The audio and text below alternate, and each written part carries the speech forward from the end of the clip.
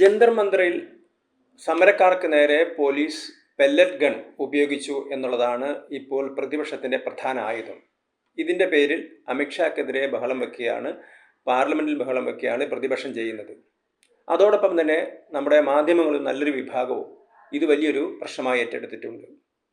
എന്നാൽ ഡൽഹി സമരക്കാരെ അടിച്ചമർത്തുന്നു, പോലീസ് ലാത്തിച്ചാർജ് നടത്തുന്നു, മാധ്യമപ്രവർത്തകരെ ഭീഷണിപ്പെടുത്തുന്നു തുടങ്ങിയ ആരോപണങ്ങളൊക്കെ നടത്തുന്ന ആളുകൾ, അല്ലെങ്കിൽ അതൊക്കെ തെറ്റാണെന്ന് പറയുന്ന ആളുകൾ റാഞ്ചിയിൽ ഇതൊക്കെ ചെയ്താൽ അതൊക്കെ ശരിയാണെന്ന് പറയുന്നു എന്നുള്ളതാണ് മറ്റൊരു സത്യം.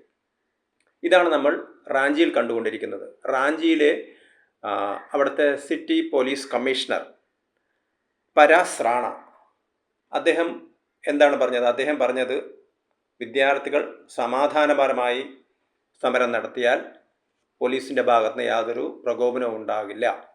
എന്നാൽ നിങ്ങൾ സമാധാനം ലംഘിക്കുകയാണെങ്കിൽ ഞങ്ങൾ പെല്ലറ്റ് ഗൺ ഉപയോഗിക്കേണ്ടി വരും, ലാത്തിച്ചാർജ് നടത്തും, എല്ലാവിധത്തിലും ലീഗലായിട്ടുള്ള എല്ലാ നടപടിക്രമങ്ങളും പോലീസിന് എടുക്കേണ്ടതായ എല്ലാ നടപടിക്രമങ്ങളും എടുക്കും.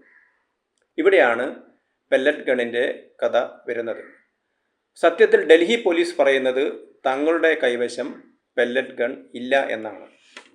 അതുപോലെ തന്നെ പെല്ലറ്റ് ഗൺ ഉപയോഗിച്ചാൽ അത് അനിയന്ത്രിതമായിട്ടാണ് വരുന്നത്. കാരണം ഒരാൾക്ക് നേരെയോ രണ്ടാൾക്ക് നേരെയോ മാത്രമല്ല അത് വരുന്നത്, അത് ചുറ്റുവട്ടത്തുള്ള മുഴുവൻ ആളുകൾക്ക് നേരെ വരും. അത് നടന്നു പോകുന്ന വഴിപോക്കർക്ക് നേരെ അത് ഉണ്ടാകാം. അതേപോലെ തന്നെ മാധ്യമപ്രവർത്തകർക്ക് വരാം. കാരണം ഏതോ ഒന്നോ രണ്ടോ പേരെ ഒരാളെ വെടിവെക്കുന്ന സമയത്ത് ഒരാൾക്കാണ് വെടി കൊള്ളുന്നത്. പക്ഷേ പെല്ലറ്റ് ഗൺ കൊള്ളുന്നത് നിരവധി പേർക്ക് ഒരുമിച്ചാണ്. പക്ഷേ ഡൽഹി പോലീസ് പറയുന്നു തങ്ങളുടെ കൈവശം പെല്ലറ്റ് ഗൺ തന്നെ ഇല്ല എന്ന് പറയുന്നു. അതേസമയത്ത് മറ്റൊരു വിഭാഗം പറയുന്നത് റാപ്പിഡ് ആക്ഷൻ ഫോഴ്സ്, അത് CRPFൻ്റെ നിയന്ത്രണത്തിലുള്ളതാണ്, അവരാണ് പെല്ലറ്റ് ഗൺ ഉപയോഗിച്ചതെന്ന് പറയുന്നുണ്ട്. പക്ഷേ ഡൽഹി പോലീസ് വളരെ കൃത്യമായി പറയുന്നു പെല്ലറ്റ് ഗൺ ഡൽഹിയിൽ ഉപയോഗിച്ചിട്ടില്ല എന്നാണ് അവർ പറയുന്നത്. പെല്ലറ്റ് ഗണ്ണിൽ തന്നെ രണ്ട് വിധത്തിലുള്ള ലെസ് ലെതലായിട്ടുള്ള, തീരെ മാരകമല്ലാത്തതുണ്ട്, അല്ലെങ്കിൽ മാരകശേഷി കുറഞ്ഞതുണ്ട്. ഈ രണ്ട് തരത്തിലുള്ള പെല്ലറ്റ് ഗണ്ണുകളാണുള്ളത്.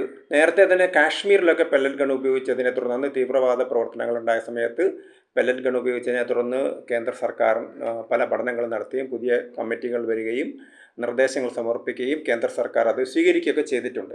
അപ്പോൾ അതുകൊണ്ട് തന്നെ ഒരു ഭാഗത്ത് ഡൽഹിയിൽ ഇത്തരത്തിലുള്ള അതിക്രമം നടക്കുന്നു എന്ന് പറയുന്ന ആളുകൾ തന്നെ നമ്മൾ കണ്ടതാണ് റാഞ്ചിയിൽ ഏറ്റവും അധികം ക്രൂരമായിട്ടാണ് പോലീസ് വിദ്യാർത്ഥികളെ കൈകാര്യം ചെയ്തത്. അപ്പോൾ അവിടെ അവർക്ക് വലിയൊരു ബാക്കിംഗ് ഒന്നും ഉണ്ടായി, ഏതെങ്കിലും ഒരു പാർട്ടിയുടെ ബാക്കിങ്ങിലായിരുന്നില്ല അവർ സമരം ചെയ്തത്. അവരുടെ ന്യായമായ ആവശ്യം എന്ന് പറഞ്ഞാൽ അവിടുത്തെ സിവിൽ സർവീസ് പരീക്ഷയിൽ, അതായത് സ്റ്റാഫ് സെലക്ഷൻ പരീക്ഷയിൽ വ്യാപകമായ തോതിൽ ക്രമക്കേട് നടന്നു, ആ പരീക്ഷ റദ്ദാക്കണം, അതിനെക്കുറിച്ച് അന്വേഷണം നടത്തണം, ഉത്തരവാദികളായ ആളുകൾക്കെതിരെ നടപടിയെടുക്കണം. നിരവധി ദിവസങ്ങളായിട്ട് അവർ സമരം ചെയ്യുകയായിരുന്നു. ഏറ്റവും ഒടുവിൽ അവസാനത്തെ ആവശ്യമൊഴികെ, അതായത് ഈ ഒരു ക്രമക്കേടിനെക്കുറിച്ച് CBI അന്വേഷിക്കണം എന്നുള്ള ആവശ്യമൊഴികെയുള്ള ബാക്കി ഏതാണ്ട് എല്ലാ ആവശ്യങ്ങളും സർക്കാർ അംഗീകരിച്ചിരിക്കുകയാണ്. അവർ മാർച്ച് നടത്തിയത് ഓഗസ്റ്റ് 10-നാണ്. ഡൽഹിയിൽ മാർച്ച് നടത്തുന്നത് ജൂലൈ 20. ഡൽഹിയിലെ വിദ്യാർത്ഥികളുടെ മാർച്ചിന് നേരെയുള്ള പോലീസ് നടപടിയെ ജനാധിപത്യത്തിന് നേരെ കയ്യേറ്റമായി കാണുന്ന, ജനാധിപത്യ അവകാശത്തിന് നേരെയുള്ള അതിക്രമമായി കാണുന്ന, മാധ്യമ സ്വാതന്ത്ര്യത്തിന് നേരെയുള്ള നടപടിയായിട്ട് കാണുന്ന, പോലീസ് അതിക്രമമായിട്ട് കാണുന്ന മാധ്യമങ്ങളും അതേപോലെ തന്നെ രാഷ്ട്രീയ പാർട്ടികളും എന്തുകൊണ്ടാണ് ഇത്തരത്തിലൊരു നിലപാടിനെ പരസ്യമായിട്ട്, അതായത് ജാർഖണ്ഡിലെ ഗവൺമെൻറ് നിലപാടിനെ പരസ്യമായി അപലപിക്കാത്തത്? രാഹുൽ ഗാന്ധി വരെ സമരത്തിനിറങ്ങി പ്രധാനമന്ത്രിയുടെ വസതിക്ക് മുമ്പിൽ സമരം ചെയ്യാൻ പോയി അദ്ദേഹം. പക്ഷെ എന്തുകൊണ്ടാണ്? കാരണം നമുക്കറിയാം അത് പൂർണ്ണമായിട്ടും ജാർഖണ്ഡ് സർക്കാരിൻ്റെ നിയന്ത്രണത്തിലുള്ളതാണ് അവിടുത്തെ പരീക്ഷാ സംവിധാനം. അവിടെ തീരുമാനമെടുക്കേണ്ടത് ജാർഖണ്ഡിലെ സർക്കാരാണ്. ജാർഖണ്ഡ് ഭരിക്കുന്നത് ജാർഖണ്ഡ് മുക്തി മോർച്ച ഒറ്റയ്ക്കല്ല, അവർക്ക് നിയമസഭയിൽ ഭൂരിപക്ഷമില്ല, അത് കോൺഗ്രസിൻ്റെ കൂടി പിന്തുണയോടുകൂടിയാണ് ജാർഖണ്ഡിൽ ഭരിക്കുന്നത്. അപ്പോൾ രാഹുൽ ഗാന്ധി പറയുകയാണ് നിങ്ങൾ CBI അന്വേഷണം തയ്യാറായിക്കോ എന്ന് പറഞ്ഞാൽ അവർ അന്വേഷിക്കും. അപ്പോൾ എന്തുകൊണ്ടാണ് കോൺഗ്രസും രാഹുൽ ഗാന്ധി, അതായത് പാർലമെൻറ്റിൽ ഇതേ വിഷയത്തിന് ബഹളമുണ്ടാക്കുന്ന ആളുകൾ എന്തുകൊണ്ടാണ് അങ്ങനെ ഒരു നിലപാടെടുക്കാത്തത്? ഇവിടെ പെല്ലറ്റ് ഗൺ ഉപയോഗിച്ചു എന്ന് ആരോപിച്ച് ബഹളമുണ്ടാക്കുന്ന ആളുകൾ എന്തുകൊണ്ട് അവിടുത്തെ പെല്ലറ്റ് ഗൺ ഉപയോഗിക്കും എന്ന് പരസ്യമായിട്ട് പറഞ്ഞ ആളുകൾക്കെതിരെ നടപടിയെടുക്കുന്നില്ല? എന്തുകൊണ്ട് അവിടുത്തെ സർക്കാരിനെതിരെ നടപടിയെടുക്കുന്നില്ല? അവിടെ ക്രൂരമായ ലാത്തിച്ചാർജാണ് നടത്തിയത്. അപ്പം എന്താണ്, ഒരു സ്ഥലത്ത് നിന്ന് മറ്റൊരു സ്ഥലത്തേക്ക് എത്തുന്ന സമയത്ത് ഇവരുടെ പ്രതിഷേധം അല്ലെങ്കിൽ ഇവരുടെ നിലപാടുകൾ മാറുന്നത്. ഇവിടെ ഒരു നിലപാട്, അവിടെ ഒരു നിലപാട്. ഇത് ഒരു രാഷ്ട്രീയ പാർട്ടി എടുക്കുന്ന സമയത്ത് നമുക്ക് വേണമെങ്കിൽ പറയാം അതൊരു പൊളിറ്റിക്കലായിട്ട് അവർ ചെയ്യുന്നൊരു നിലപാടാണ്. കാരണം തങ്ങളുടെ പാർട്ടിയെ അധികാരത്തിലെത്തുക, തങ്ങളുടെ എതിരാളികളെ അധികാരത്തിന് പുറത്താക്കുക എന്നൊക്കെ സ്വാഭാവികമായിട്ട് ഒരു രാഷ്ട്രീയ പാർട്ടികൾ ചെയ്യും. അവരതിനുള്ള ക്യാമ്പയിൻ ചെയ്യും, ഓരോ സ്ഥലത്തും ഓരോ നിലപാടെടുക്കും. പക്ഷേ നമ്മുടെ മാധ്യമങ്ങൾ എന്തുകൊണ്ടാണ് ഇങ്ങനെ നിലപാട് എടുക്കുന്നത് എന്നുള്ളതാണ് നമ്മളെ സംബന്ധിച്ചിടത്തോളം ഏറ്റവും വലിയ വിഷയം. ഇവിടെ നമുക്കറിയാവുന്നത് അടിയന്തരാവസ്ഥയിലാണ് ഇന്ത്യയിൽ ഏറ്റവും അധികം മാധ്യമ സ്വാതന്ത്ര്യം ഇല്ലാതാക്കിയത്. കാരണം പത്രങ്ങൾ ഇറങ്ങണമെങ്കിൽ കേന്ദ്ര വാർത്താ വിതരണ പ്രക്ഷേപണ വകുപ്പിൻ്റെ ഉദ്യോഗസ്ഥർ വന്ന് പത്രത്തിൽ എന്തൊക്കെയാണ് വന്നിരിക്കുന്നത് എന്ന് പരിശോധിച്ച് അവർ സർട്ടിഫിക്കറ്റ് നൽകിയാൽ മാത്രമേ അടിയന്തരാവസ്ഥയിൽ ഇവിടെ പത്രം ഇറക്കാൻ കഴിയുമായിരുന്നുള്ളൂ. അന്ന് അതിനെതിരെ കേരളത്തിലെ മാതൃഭൂമി മനോരമയൊക്കെ ഒരു അക്ഷരം എഴുതിയിരുന്നു.